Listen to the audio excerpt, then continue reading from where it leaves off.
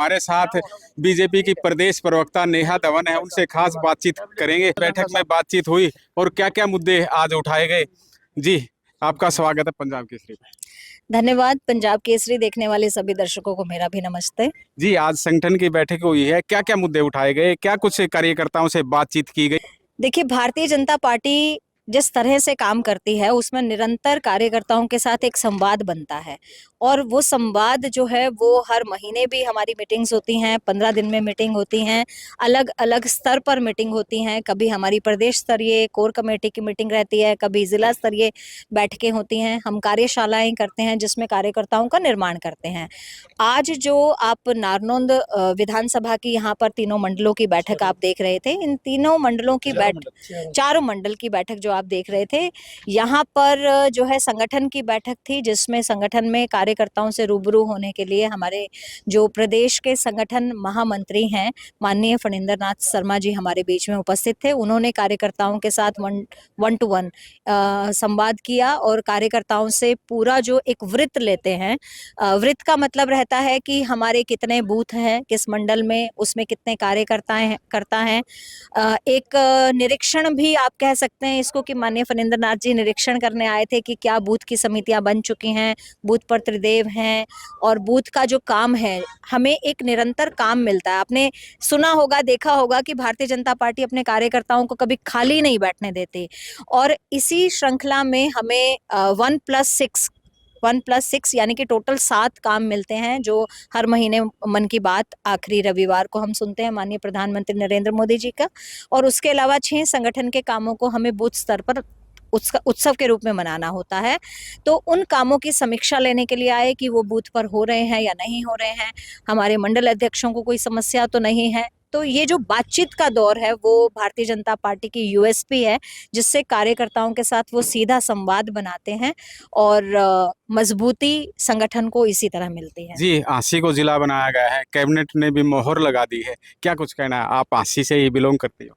हम सब हांसी से बिलोंग करते हैं, आप भी हांसी में आ गए हैं और हांसी को जिला बनाया है, इससे ज़्यादा खुशी की बात कोई नहीं हो सकती, क्योंकि बहुत लंबे वर्षों के अंतराल के बाद, इतनी मेहनत के बाद, अलग अलग स्तर पर सभी लोगों ने, हम सब ने वो संघर्ष किया हांसी को जिला बनाने के लिए। हांसी में जो है जितने भी लोग थे वो सड़कों पर उतर आए थे माननीय मुख्यमंत्री नायब सिंह सैनी जी का धन्यवाद करने के लिए, और पटाखे बजे, बिल्कुल उत्सव दीपावली जैसा माहौल था और वाकई ऐसा लग रहा था कि आज दीपावली है। दिन में भी पटाखे बजना, ढोल बजना और तालियों की जो गूंज थी उस पंडाल के अंदर, माननीय नायब सिंह सैनी जी का धन्यवाद करते हुए लोगों ने बहुत हर्ष के साथ इस फैसले को स्वीकार किया है। हम सबके लिए आगे बढ़ने का विषय है, हम सबके लिए विकास की बात है, क्योंकि जब भी प्रशासनिक तौर पर, राजनीतिक तौर पर एक जिले का निर्माण होता है तो उसके आसपास के एरिया का विकास होता है, उसके आसपास के क्षेत्र का विकास होता है। उस जिले में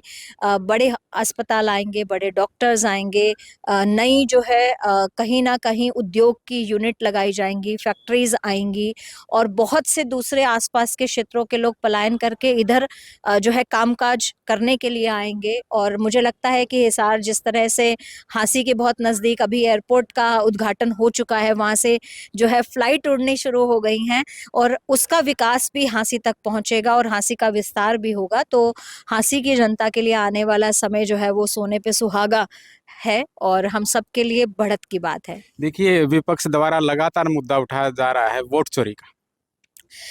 देखिए, विपक्ष तो वोट चोरी का मुद्दा उठा रही है। मैं हमेशा एक बात बोलती हूँ कि जब आप कोई मुद्दे का कोई आपके पास में लॉजिक नहीं है, मुद्दे के लिए आपके पास प्रमाण नहीं है, लेकिन फिर भी आप एक मरे हुए सांप की तरह उस विषय को अपने गले में लटकाए हुए हैं और लोगों के बीच में, क्योंकि आपको सरकार की कोई कमी नहीं दिख रही है, आप कहीं पर भी सरकार की खिलाफत नहीं कर सकते, लेकिन क्योंकि राजनीति आज तुष्टीकरण की राजनीति बन गई है कि आपको विपक्ष है तो आपको खिलाफत में ही रहना है सरकार की।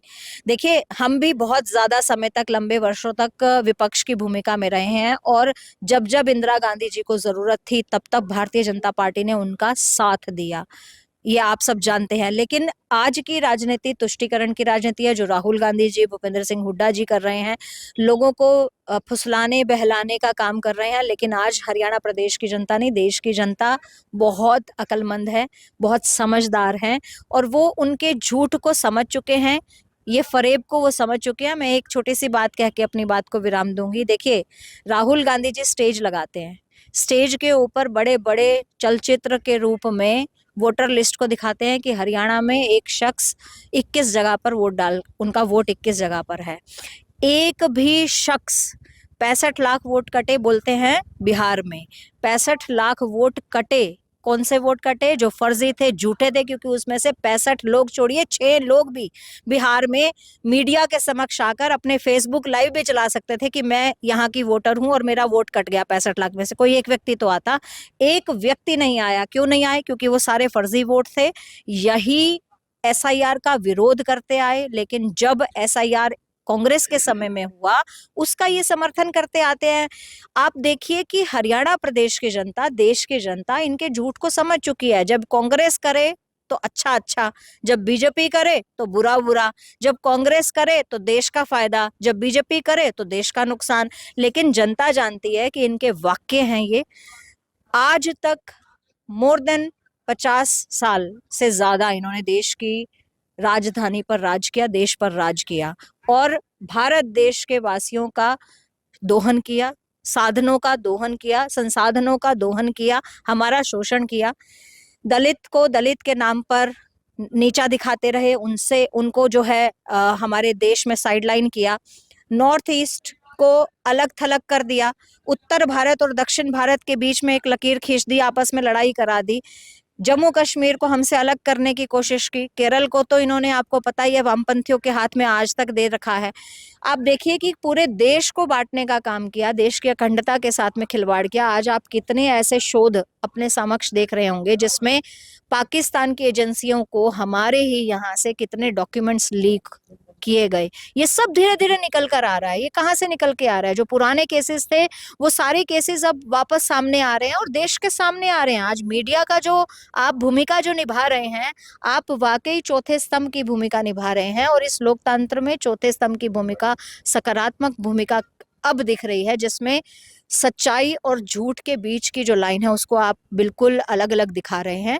और मेरा ये मानना है कि आज लोग उनके बहकावे में आने वाले नहीं हैं। अगर SIR का विरोध करना और फर्जी वोटर के जो उन्होंने जो भी वे कहते हैं कि उन्होंने ये मुहिम चला रखी है, इस मुहिम को अगर जनता के मन तक ये बात जाती तो बिहार की जनता उनका साथ देती, हमारा नहीं। बिहार की जनता ने उनके मुंह पर तमाचा मारा है कि आप झूठ बोलेंगे तो हम आपके झूठ के साथ नहीं हैं। जी। एक चीज और रह गई, इसके साथ साथ हम सब जानते हैं कि माननीय मुख्यमंत्री जी ने केवल हांसी को जिला नहीं बनाया, उस दिन करोड़ों रुपए की सौगात जो है, चाहे वो DH-VBN के सब डिवीजन की बात हो, नारनौंद को भी मिला वो और हांसी को भी मिला। ऐसी कितनी ही सौगात। हमारे यहाँ पर पानी की समस्या थी, कई ऐसे गाँव थे जहाँ पर पीने के पानी की थोड़ी समस्या रह रही थी, उसको सॉल्व करने के लिए आप जानते हैं कि घग्गर नदी से सीधा जो है जल हांसी में पहुंचेगा। तो ऐसी करोड़ों रुपए की सौगात माननीय मुख्यमंत्री जी अभी अभी देकर गए हैं। इसलिए इस सत्र में हमारे ये सब काम पेपर पर होने चाहिए और तुरंत प्रभाव से लागू हो जाएंगे, मेरी यही उम्मीद है।